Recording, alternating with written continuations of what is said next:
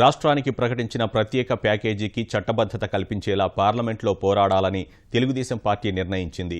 ప్రత్యేక హోదాపై ప్రతిపక్షాలు ఆందోళనలు చేస్తున్న తరుణంలో ప్యాకేజీకి చట్టబద్ధత తీసుకురావాలని భావిస్తోంది. పార్లమెంట్ బడ్జెట్ సమావేశాల్లో తెలుగుదేశం పార్టీ అనుసరించాల్సిన వ్యూహంపై పార్టీ పార్లమెంటరీ సమావేశం గుంటూరులోని తెదేపా రాష్ట్ర కార్యాలయంలో జరిగింది.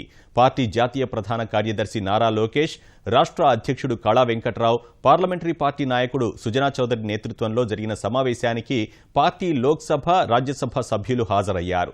పోలవరం, విమానాశ్రయాలకు నిధులు కేటాయించిన కేంద్ర మంత్రులకు పార్లమెంటరీ పార్టీ కృతజ్ఞతలు తెలిపింది.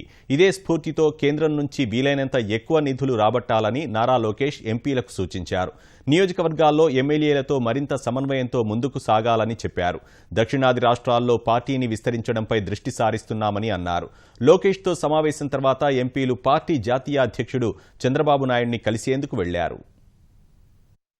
రెవెన్యూ డెఫిసిట్ మరియు పోలవరం ప్రాజెక్టుకి ఫర్దర్ ఫండింగ్ గురించి, తర్వాత డీలిమిటేషను, వీటన్నిటి గురించి కూడా schedule 9, 10 institutions, inter state issues కూడా డిస్కస్ చేసాం. వాటన్నిటికీ కూడా దశ ముఖ్యమంత్రి గారు చెప్పడం జరిగింది.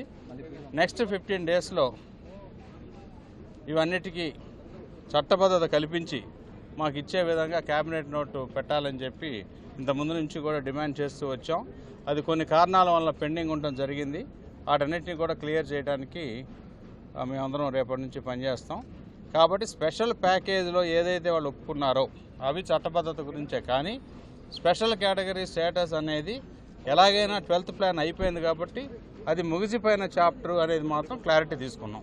ఇప్పుడు వైసీపీ వాళ్ళు కొండ మీద ఏదో కావాలని చెప్పి అడుగుతారంటే మేము సమాధానం చెప్పలేం కదా.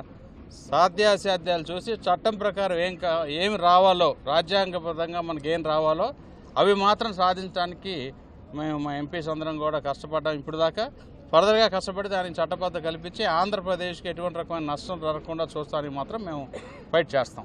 చట్టబద్ధత వచ్చి తీరుతుంది అని నేను చెబుతున్నాను గట్టిగా. 15 రోజుల తర్వాత వచ్చి కలవండి నన్ను. రైట్, 15 డేస్ అనేది 15 ఫిబ్రవరి లోపల ఎట్టి పరిస్థితుల్లో చట్టబద్ధత తెప్పించి తీరుతాం. అందులో అనుమానం లేదు.